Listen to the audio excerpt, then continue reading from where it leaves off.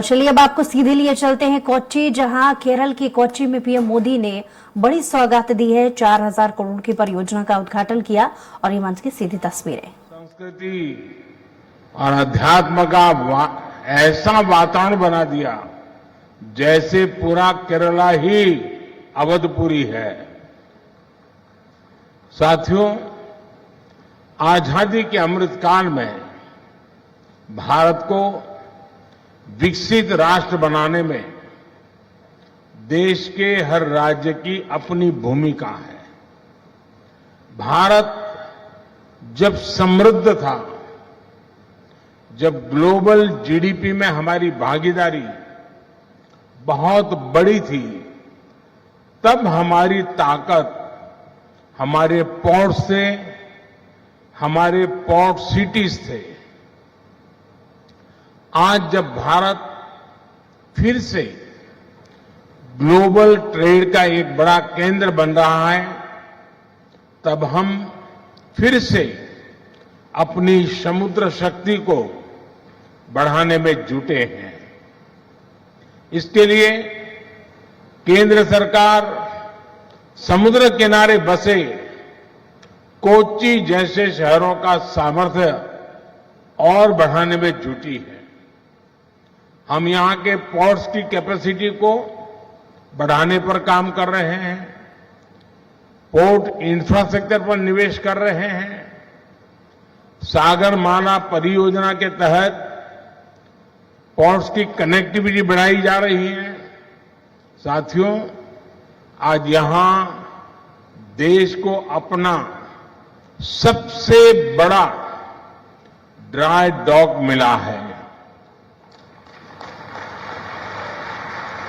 इसके अलावा आज शिप बिल्डिंग, शिप रिपेयरिंग और एलपीजी इंपोर्ट टर्मिनल इंफ्रास्ट्रक्चर का भी लोकार्पण हुआ है।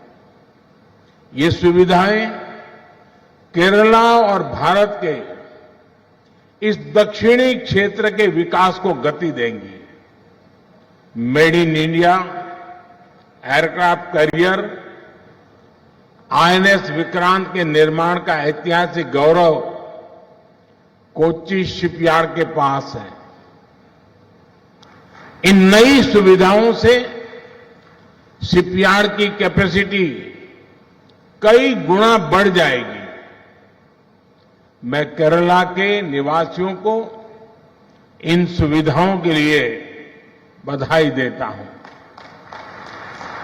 साथियों, पोर्ट, शिपिंग और इनलैंड वाटरवेज के सेक्टर में ईज ऑफ डूइंग बिजनेस बढ़ाने के लिए पिछले 10 वर्षों में केंद्र सरकार द्वारा अनेक रिफॉर्म्स किए गए हैं।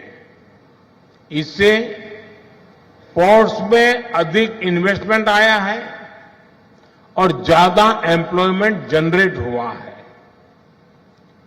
इंडियन सीफेयरर्स, उससे जुड़े जो नियम थे, उसमें किए गए रिफॉर्म्स की वजह से पिछले 10 साल में इंडियन सीफेयरर्स की संख्या में 140% की वृद्धि हुई है।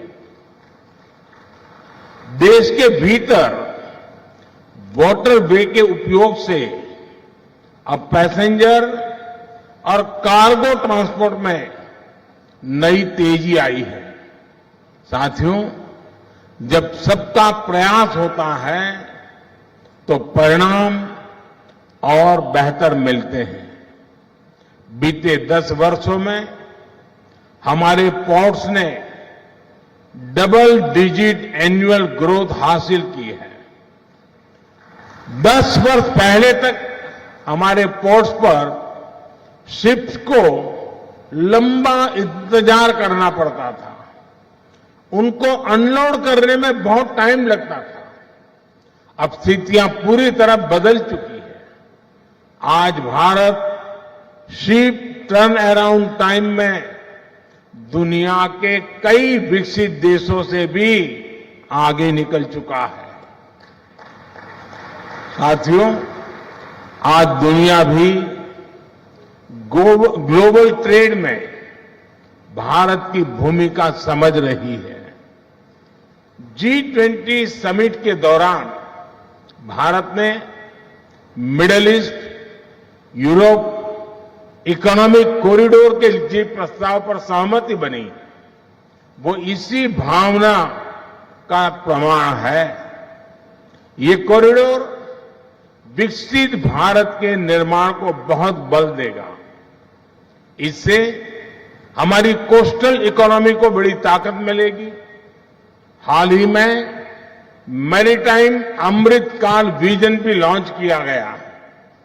विकसित भारत के लिए हम अपनी समुद्री ताकत को कैसे सशक्त करेंगे, इसमें इस लक्ष्य का रोड मैप है। भारत को दुनिया की एक बड़ी मैरीटाइम पावर बनाने के लिए हम मेगा पोर्ट्स, शिप बिल्डिंग और शिप रिपेयर क्लस्टर जैसे इंफ्रास्ट्रक्चर बनाने पर जोर दे रहे हैं। साथियों, केरला में आज जिन 3 प्रोजेक्ट्स का लोकार्पण हुआ है, उनसे मैरीटाइम सेक्टर में इस क्षेत्र की हिस्सेदारी और बढ़ेगी।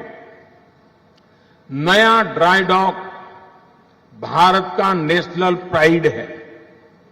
इसके बनने से यहां बड़े जहाज, बड़े वेसल तो आ ही सकते हैं, साथ ही यहां शिप बिल्डिंग और शिप रिपेयर का काम भी संभव होगा।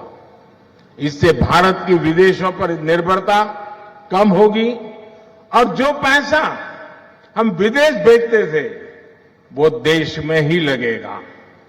इसके साथ यहां ship building, ship repair sector में नई स्किल्स पैदा होगी।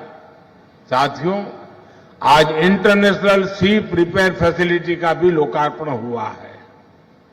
इस प्रोजेक्ट से कोची भारत का और भारत एशिया का एक बड़ा शिप रिपेयर सेंटर बनने वाला है। हमने देखा है कि आईएनएस विक्रांत के निर्माण के दौरान किस प्रकार अनेक एमएसएमईज को सपोर्ट मिला था। अब जब शिप बिल्डिंग और रिपेयर की इतनी बड़ी फैसिलिटी यहां बनी है, तो इससे एमएसएमईज का एक नया इकोसिस्टम बनेगा। जो नया एलपीजी इंपोर्ट टर्मिनल बना है, इससे कोची, कोयम्बटूर, इरोड, सेलम, कालीकट, मदुरई और त्रिची में एलपीजी की जरूरतें पूरी होगी। इससे इन इलाकों में इंडस्ट्री और दूसरी इकोनॉमिक डेवलपमेंट को भी मदद मिलेगी और नए रोजगार भी बनेंगे। साथियों, कोची शिपयार्ड आज आधुनिक और ग्रीन टेक्नोलॉजी से lace made in India vessels बनाने में भी अग्रणी है। कोची वाटर मेट्रो के लिए जो इलेक्ट्रिक वेसल्स बनाए गए हैं, वो प्रशंसनीय है। अयोध्या, वाराणसी, मथुरा। तो कोच्चि से ये सीधी तस्वीरें आपने देखी, जहां प्रधानमंत्री नरेंद्र मोदी संबोधित कर रहे थे। और अब अगली खबर